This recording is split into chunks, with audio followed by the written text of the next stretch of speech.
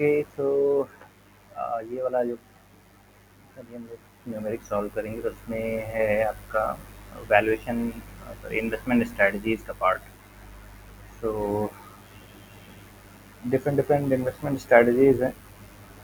Out of that एक आपकी convertible arbitrage strategy जिसके अंदर एक कॉन्सेप्ट है कि आप किसी कंपनी का नॉन कन्वर्टेबल बॉन्ड्स या डिबेंचर आप बाई करते हो एंड उस कंपनी में इक्विटी में भी पोजीशन लेते हो और उसकी कन्वर्जन के थ्रू जो आपको गेन या प्रॉफिट हो सकता है उसके रिलेटेड। तो एक बार 283 पे हम जाते हैं। क्वेरी क्या थी?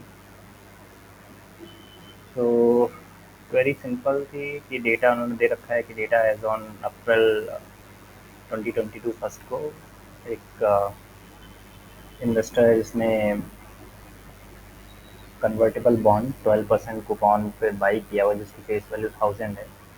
जिसमें इसने 1 करोड़ का इन्वेस्टमेंट किया है और 1 ईयर लॉक इन के बाद उसका कन्वर्जन रेशियो जो है वो 25:1 है। एक आपका बॉन्ड जो है 25 शेयर में कन्वर्ट हो जाएगा।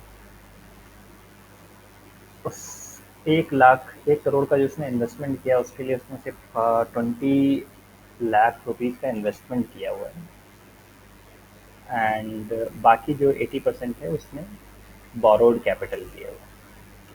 फिर सब्सिक्वेंटली क्या करता है उसमें कंपनी उसी कंपनी के शेयर्स में शॉर्ट पोजीशन लेता है। 50,000 शेयर्स उसने शॉर्ट कर दिए।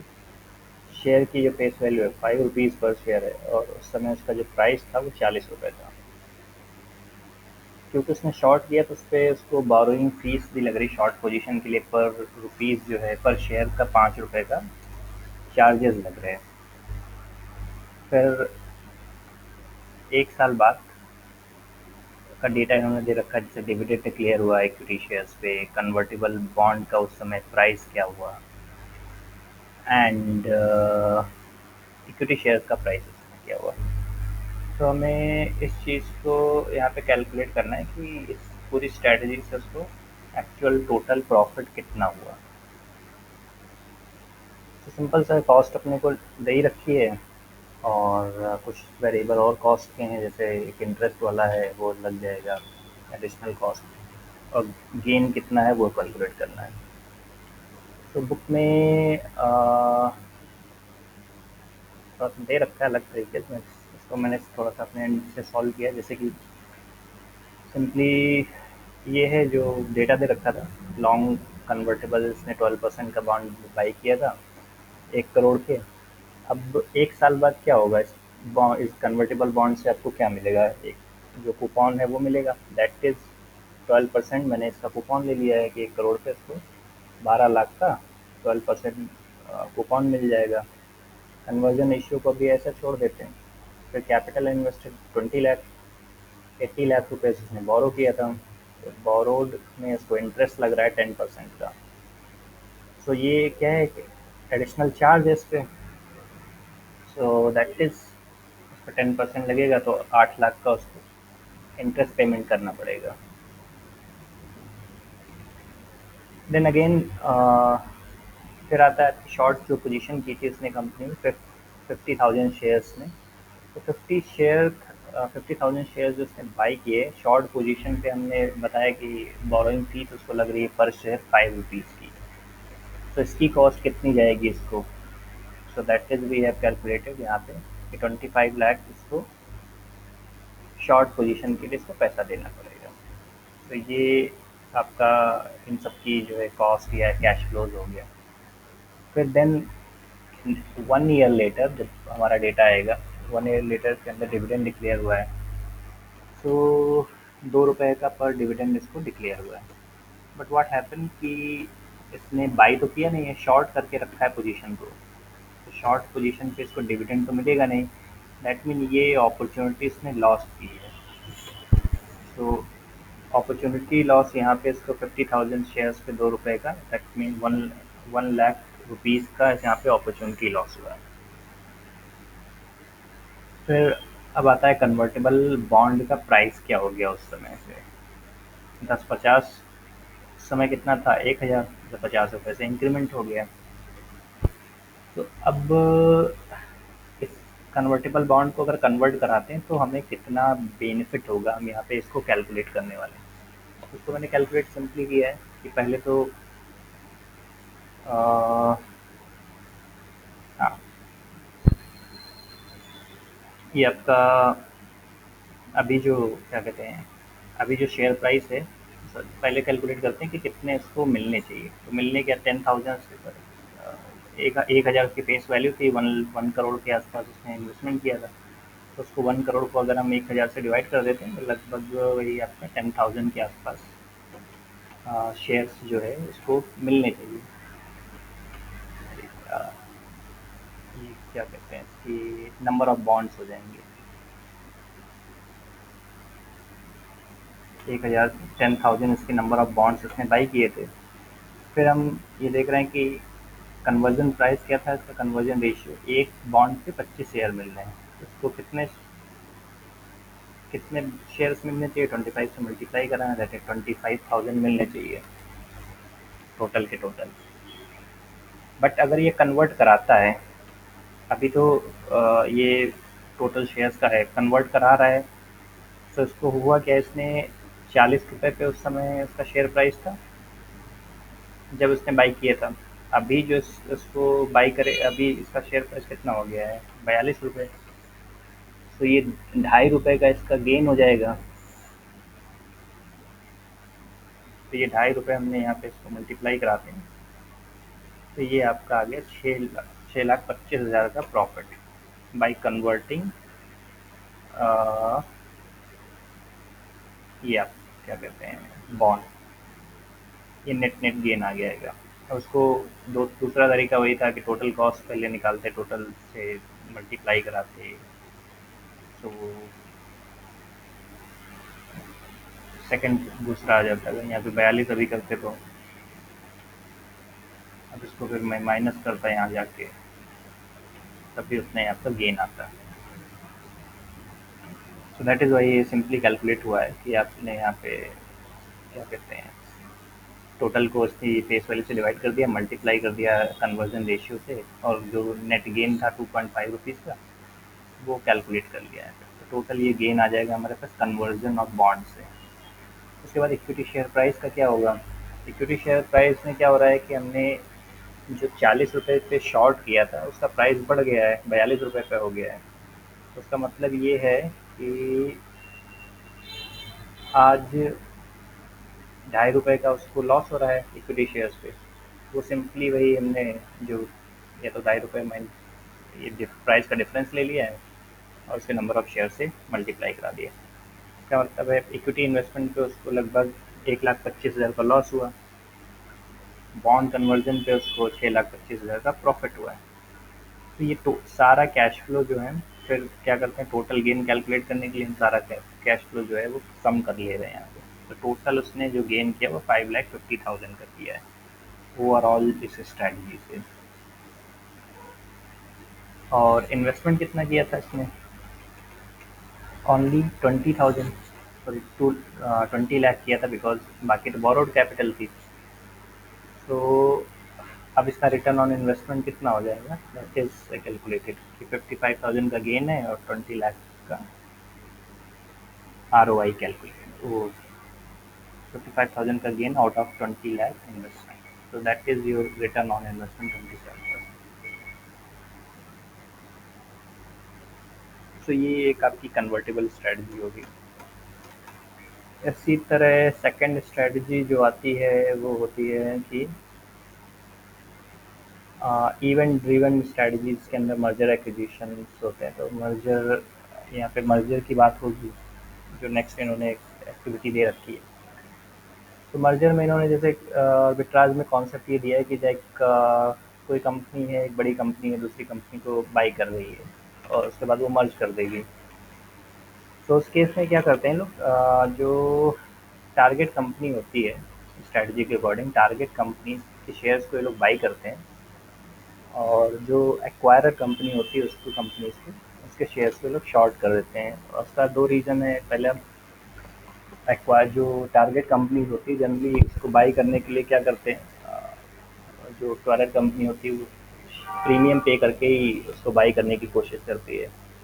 तो उसकी वजह से प्राइस में जो जो बाइंग प्राइस होता है और जो मार्केट प्राइस होता है तो डिफरेंस होता है, तो वो गैप फिल आउट हो जाएगा, उसके लिए वो बाई कर लेते हैं। शॉर्ट इसलिए करते हैं एक्वायरर कंपनी को, रीज़न यही होता है कि वो प्रीमियम पे कर रहा है तो एक्स्ट्रा पे कर रहा है, सो वो एडिशनल कॉस्ट बेयर कर रहा है। एट द सेम टाइम ये भी होता है कि may be there will be some chances कि हो सकता है ये जो मर्जर या पूरी स्टोरी है वो फुलफिल ना हो, तो देयर कुड बी चांसेस कि कंपनी की जो एक्वायरर कंपनी के वो शेयर प्राइस डाउन आ सकते हैं। तो it is a theory, practical तो कुछ भी हो सकता है। तो उसके बेसिस पे कोई अगर आप ये आपका इन्वेस्टमेंट हमें निकालना होता है कितना गेन या लॉस हुआ। सिमिलर इसका क्वेश्चन आया भी था, लास्ट मेरे में तो आया था, तो मैंने बुक में नहीं सॉल्व किया, बट इसका यहाँ पे सॉल्व करते हैं क्वेश्चन।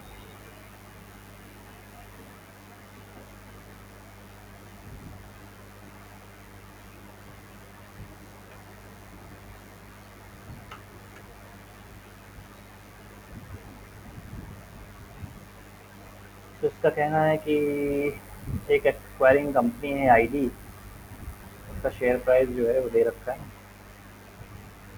540 रुपये।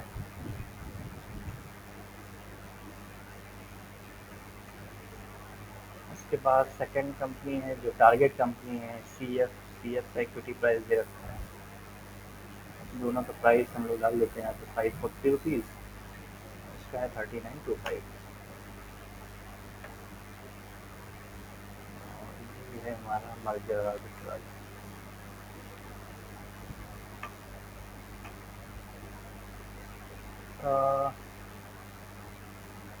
और उसके बाद जो है company ID to acquire company C F in full stock, complete उसको एक्वायर कर रही है। ऑब्वियसली 11 बजे अनाउंसमेंट है, तो 11 बजे उनका जो उन्होंने कन्वर्जन रेशियो जो है वो डिक्लेयर कर दिया है। तो इसका कन्वर्जन रेशियो आपका 139/10।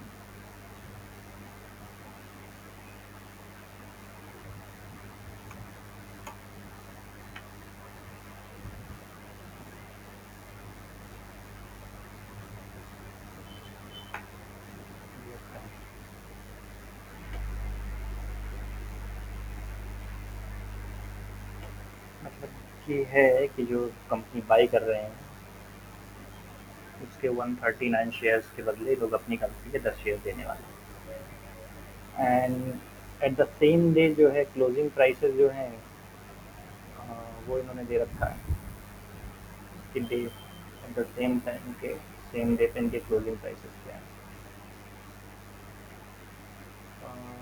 ये दे रखा है 56780, ठीक है, इसका प्राइस बढ़ के हो गया।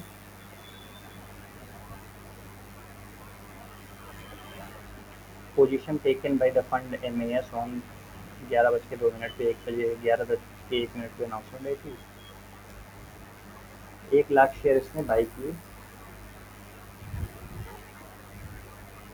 540, सेम जो प्राइस इसने दे रखा है। आईडी के 1 लाख शेयर बाई किए और सी एफ के भी, अच्छा इसने दोनों में बाइंग किए हुए हैं।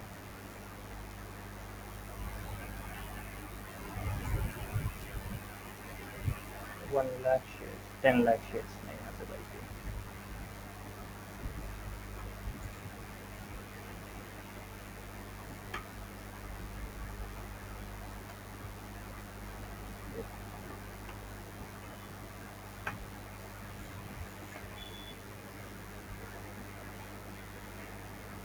अब नेक्स्ट हम लोग कैलकुलेट करते हैं कि एग्जैक्टली इस डील से उसको कितना बेनिफिट होगा।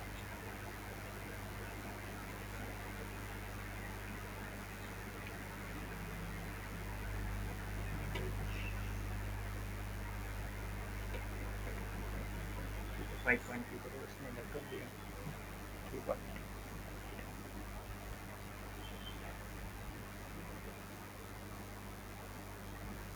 Closing price. ओके, ये क्लोजिंग प्राइस।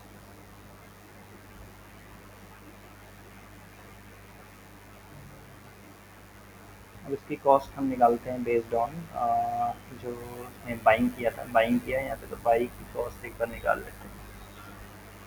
प्राइस इसने हमारा दे रखा है, ये मल्टीप्लाई करिए इसको, मैं थोड़ी देर के लिए करोड़ में कन्वर्ट कर देता हूँ।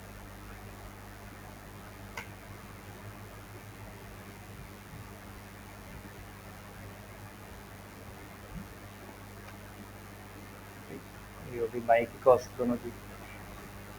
एंड डे एंड पे इसका जो है प्राइस कितना था, उस वैल्यू जो है डे एंड पे, वो मैं निकाल लेता हूँ।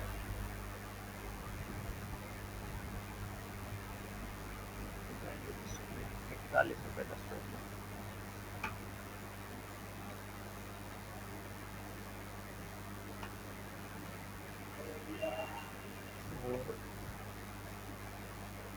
टोटल इसने इन्वेस्टमेंट किया था,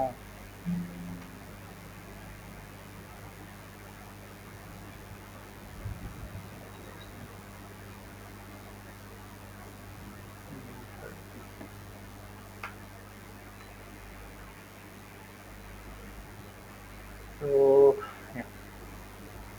रिटर्न ऑन इन्वेस्टमेंट इसने कितना किया है, ये आ गया आपका, इतना गेन किया 4.9%,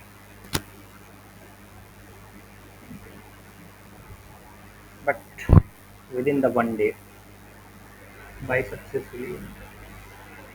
लेकिन अभी इसके अंदर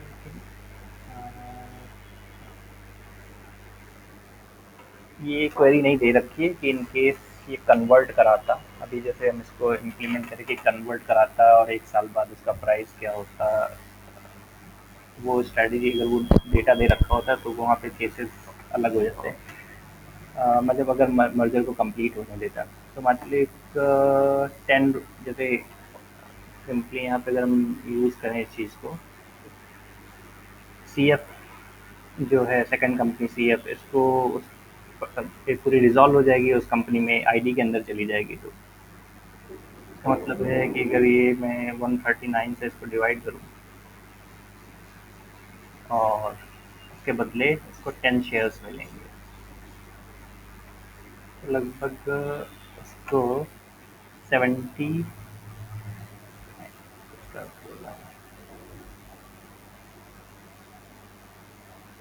139 शेयर्स, ठीक है, 139 शेयर से 139 इंटू डिवाइड कर देंगे, ये हो गया रेशियो आपका, उससे आपको 10 टाइम्स इसके 10 शेयर्स मिल जाएंगे एक,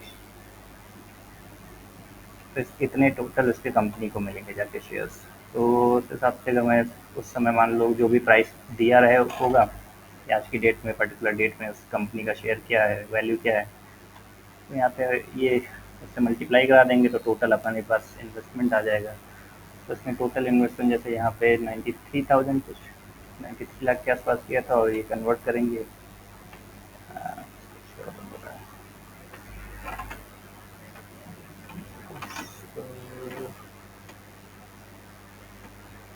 5 लाख कितने शेयर्स मिलेंगे इस कंपनी को, दैट वुड बी प्राइस।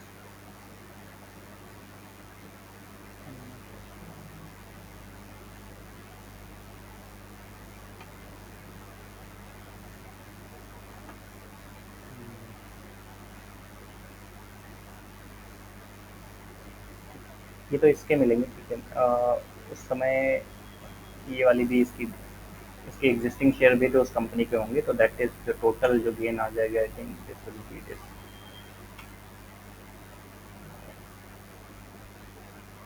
क्योंकि भी हमारा प्राइस हमने फिक्स रखा है, इस वजह से सेम वैल्यू आ रही है। अगर ये प्राइस अगर हम चेंज कर देंगे आगे जाके एक साल बाद जब भी कन्वर्जन होगा, प्राइस चेंज होगा, तो कन्वर्टेड टोटल गेन वहाँ से निकल आएगा। तो लास्ट टाइम कुछ ऐसे क्वेश्चन आया हुआ था कन्वर्जन स्ट्रेटजी का, इन्वेस्टमेंट डेट, ईसी डिस्ट्रीब्यूशन, ये थोड़ा सा अलग क्वेश्चन था, हमारे एक मर्जर और कन्वर्जन दोनों का आया हुआ था। एक केस में क्या कर रखा था, कन्वर्जन दे रखा था, और एक केस में दो, मतलब दो फंड थे शायद, और दोनों में अलग अलग केसेस थे। एक जगह पे वहाँ पे तो इम्प्लीमेंट हो रहा था, सो मतलब सिमिलर स्ट्रैटेजी, वही सिंपल स्ट्रैटेजी है दोनों के अंदर। ये कन्वर्जन वाले में थोड़ा सा एक दो ट्रिक्स हैं, जैसे कि वही कॉस्ट एडिशनल उसने दे रखी है, बोरोड कैपिटल दे रखी है, हो सकता है वहाँ पे डिविडेंड ना दे रखा हो जो क्वेरी है। तो सिंपल सा वहाँ पे अलग अलग कैश फ्लोज अपने को निकालने होंगे जितने भी हेड्स हैं। फाइनली जो टोटल गेन आएगा उससे अपना जो एक्चुअल इन्वेस्टमेंट किया था विदाउट लिवरेज वहाँ से हम कैलकुलेट कर ले रहे हैं। मर्जर के केस में तो I think it's comparatively easier जो कन्वर्जिबल स्ट्रेटजी है।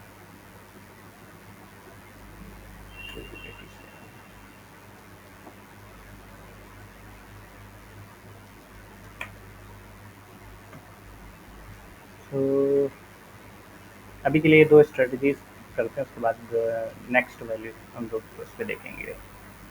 एक फिक्स इनकम वैल्यूएशन का होता है कि ये भी एक छोटा सा कॉन्सेप्ट है, उसके अंदर जैसे अलग अलग दो बॉन्ड्स हैं या दो उनकी चल रही, उनका एनुअल कूपन जो है दे रखा होगा, टेन्योर दे रखा होगा, required rate of return etcetera दे रखा होगा, तो उनकी उनको वैल्यू करना होता है। वो सिंपली सा वही प्रेजेंट वैल्यू का फार्मूला लग जाता है आपका, कि आपका पार वैल्यू कितनी है, सॉरी रेट कितना दे रखा है, उसके बाद आपका टेन्योर कितना है, एनुअल कूपन जो है वो पीएमटी है, पीएमटी की जगह आपका एनुअल कूपन लग जाता है, एंड बाकी फ्यूचर वैल्यू जो होता है, फ्यूचर वैल्यू की जगह पार वैल्यू आ जाती है। तो उसके actual value particular fix income जो सिक्योरिटीज़ है उसको कैसे कैलकुलेट करते हैं।